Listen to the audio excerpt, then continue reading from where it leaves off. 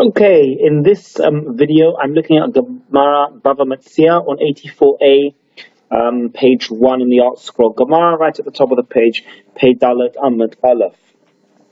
Okay, Rav Yochanan was accustomed to sit next to the entrance to the women's mikveh.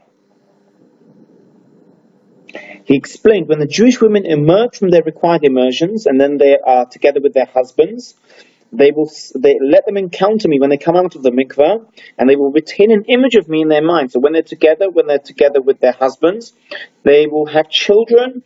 They will merit to have children as beautiful as I and as learned in Torah that I am. And footnote 11. I'm looking at footnote 11 at the bottom of page 84a1. It says the thoughts of the parents at the time they are together is a determining factor in the nature of the child conceived, much as Yaakov influenced the traits of the sheep to be born by placing street rods before the parent sheep. What an amazing, interesting, and fascinating idea. So we see Rav Yochanan would sit outside the women's mikveh so that the women would have an image of him in their minds and merit to have children that were not only physically beautiful but also learned in Torah. Now, the rabbi said to Rav Yochanan, he said, is master not fearful of an evil eye, of the evil eye? You're sitting, you're very good looking, you're very handsome. You want all these women to look at you. Aren't you worried about the evil eye?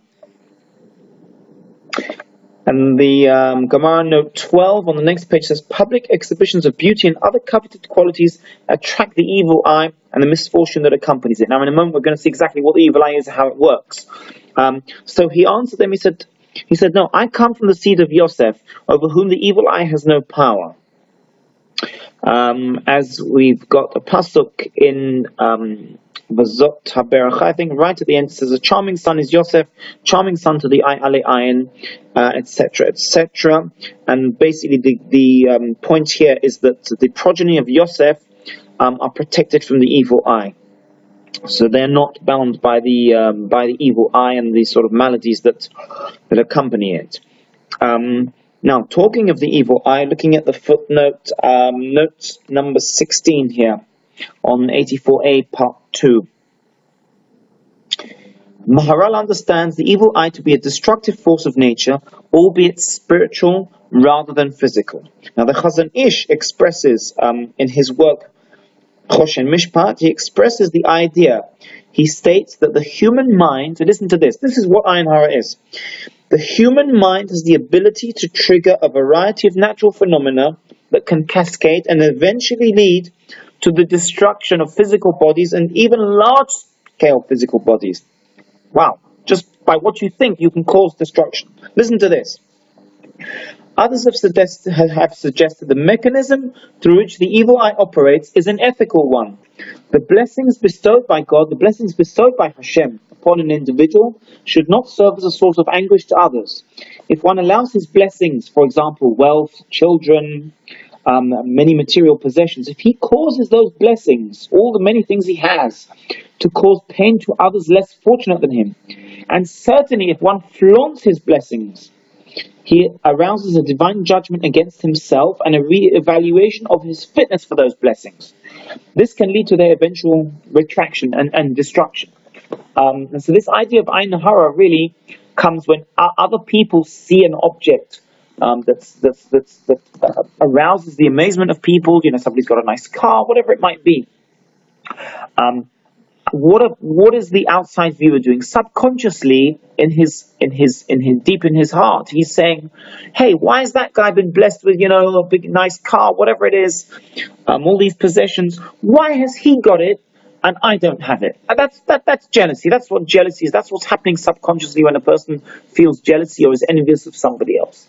Now, upstairs in Shamayim, you are sort of petitioning Shamayim and saying, "Look, why has he got it and I haven't? Why does he deserve it and I haven't?" Upstairs in Shemaim, what they then do is they say, all right, you know what, you're judging this guy. You're judging this person. You're suggesting he doesn't really deserve it. You know what? you might have a point. Let's go and check out this guy's deeds. This guy that we gave all the blessings, and he's got, all the most wonderful physical possessions, and every life's going great for him. Let's go and check out his deeds now according to the strict din, and we'll see if you have a point, and we'll see if he really deserves what we gave him, or maybe Hashem in this instance was extra merciful on him, and for whatever reason, maybe he did a certain deed which mitigated some sort of judgment, or mitigated what he what he did, and Hashem allowed him to have certain material blessings. However, as we saw in the earlier video, when a person is judged, they're likely to find something. That's why we don't pass judgment on people. So if we're envious of people, we're causing them to be judged. That's what Ayin Hara is, and that's why those bodies, those physical bodies, whatever it was the nice material possession the person had, can eventually get destroyed and taken away from the person, because upstairs they're now judging, they're looking in that person's deeds. You've asked them to go and judge that person who's got the material blessings, and they found something wrong that person did. He didn't really deserve all these material blessings, whatever it was, the fancy car, whatever it was. I don't want to go into detail and say explicitly, I don't want anyone to lose any of their blessings, so I'm very careful what I say. But just by a person feeling jealous, you're asking Shemaim to judge that person, and when Shemaim goes and judges them according to the strict din, they're likely to find something, and that's why that physical body will end up getting lost or destroyed or stolen, or it'll just go. Now, this is not the end of it. What happens when a person judges somebody else subconsciously, albeit through his jealousy? What happens? Then in Shemaim, after they judge that person, who, and they cause him, God forbid, to lose his material blessings or whatever else, they then come back after you. They say, right, now you think you're so wonderful, you think you're so holy, and you judge this other guy, albeit through your subconscious, through feeling jealous of the other person. Now come, let's check you out. And obviously the best in, when they come and see a person's deeds, they're going to look at it with a fine-tooth comb. They're more than liable to find something. That's why in life, two things. The person should realize, if he's blessed with certain things, he's blessed with certain material possessions, one person should always try and keep a low profile. If you're going on a fancy holiday, you don't need to go and advertise it and tell everybody. Keep a low profile, because in doing so, you will avoid others feeling jealous of you, and you will avoid bringing judgment on yourself, and you put those physical blessings, or whatever blessings there were, you put them at risk. Then from the other side of the coin, a person should be very careful not to feel jealous of other people. Hashem in his infinite wisdom has his cheshbonot, he's got his calculations, who is fitting to have what in life, and we have to be very, very careful not to be jealous of others, not to be envious of others, and not to sort of put an evil eye on other people. And in doing so, we also bring benefit to ourselves, because we are